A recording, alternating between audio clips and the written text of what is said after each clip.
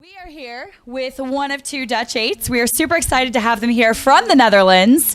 Guys, I want to dive right into this. I'm super excited that you guys have come all the way out here to Boston to race the Head of the Charles. And I want to know, first and foremost, why come all the way out here to do a head race? Like, what is the draw for Head of the Charles itself? Why bring two 8s? My mother said I should. That's the best answer I've heard all day. I got to tell you right now. Anything? The Red Sox are doing well. The Red Sox. Okay, Red Sox. Mom. Anything else? It's fun. It's fun. It's fun. We don't know something different. Okay. We were told it's gonna be fun. Okay, you're told it's going to be fun. Now, the Charles is notorious for being a pretty challenging course. It's fairly tough. There's a lot of turns. There's a lot of bridges. So, as a coxswain who has never actually been on this course before, but as a very experienced coxswain, how would you come to a new race like this, and what would be your strategy for getting on new water and approaching? Strategy? Well, the first thing I do is kind of have a look at the map of the racing of the course, because then you know like where the bends and the turns and the whatever. And then I looked at some videos from other coxswains that went on this water to look at how it looks a little bit, and then when you're first in the water, everything is a little bit different from the videos. So the first time you just have to look around and see how things have to go. So that's kind of how I do it. Yeah? That's a really good approach. So you got the map, and then watching videos, like YouTube videos of other coxswains that have gone up and down the course before. Yeah, both good and bad ones. Both good and bad. You learn a lot about what not to do, right? Yeah, it's absolutely true. So, and then you guys have to have a lot of trust in your coxswain not to hit these bridges, because as you know, Hit a bridge, that's really bad. Yeah, it's really bad. I think maybe not cut a corner just right, but hit a bridge. I hope they trust me not to hit a bridge. absolutely. We have seen national teams do it before. I don't know if you guys remember the Chinese. The Chinese national team actually hit this bridge right here. They hit this bridge right here and sunk their 8.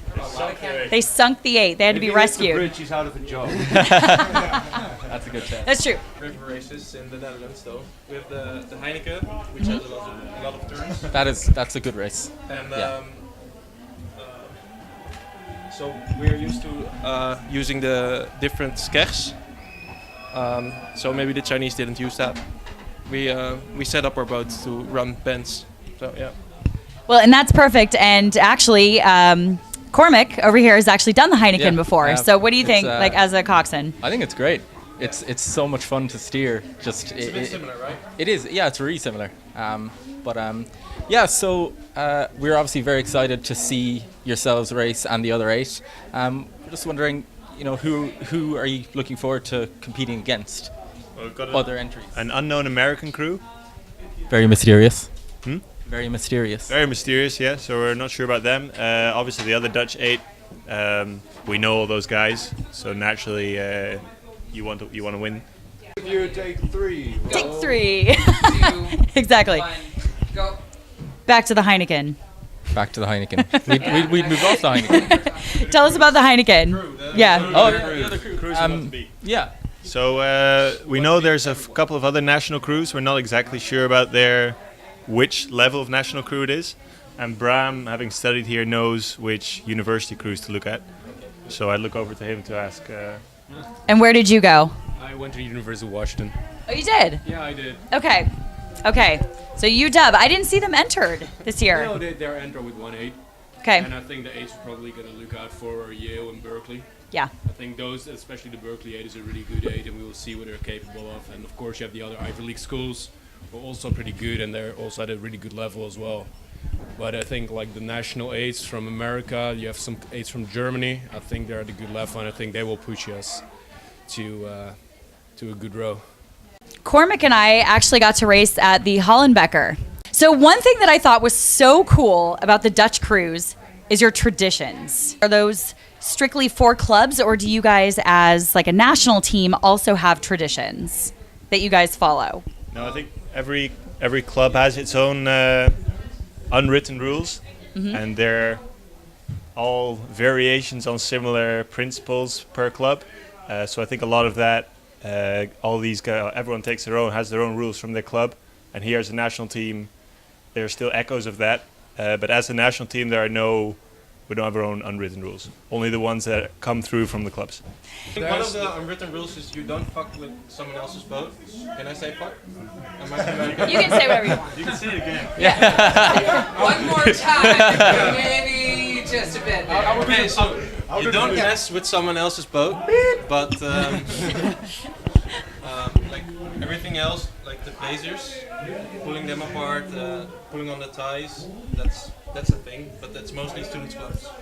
We were told that like we were in Okeanos, like taking a little tour, and that like at the end of the season every year, their boathouse almost gets just completely trashed, and like almost broke. If at the end of the season all the rowers can party again, so they go crazy, and the competition rowers, the race rowers, they during the season they don't drink, they don't party. So when the last race is done, the parties go crazy. are great. Yeah. And for example, at Okeanos, the other clubs are trying to take over their bar, and that's why the whole club gets trashed, kind of. And that is a thing. One of the traditions. One of the many. One of the many. I couldn't believe we were walking through the boathouse and they were telling us they had hundreds of traditions. Couldn't keep track. Like you couldn't even remember all of them. It was amazing. Very bad example in Okeanos because they're a very young club. And they don't have that many traditions. And they don't win that many races either. So. Oh, those are fighting words. We have no one from Okeanos anymore. So speaking of winning, out of your 2/8s, who's going to win? Who's going to beat the other this weekend? I don't think that's a good question because it's already obvious. Oh. This one politically correct. Oh, no. Oh, this is all for fun here. And we won't tell them. Don't worry. Okay, well, thank you guys again. We will absolutely be cheering for you, and we will see you guys after the race. So thanks again.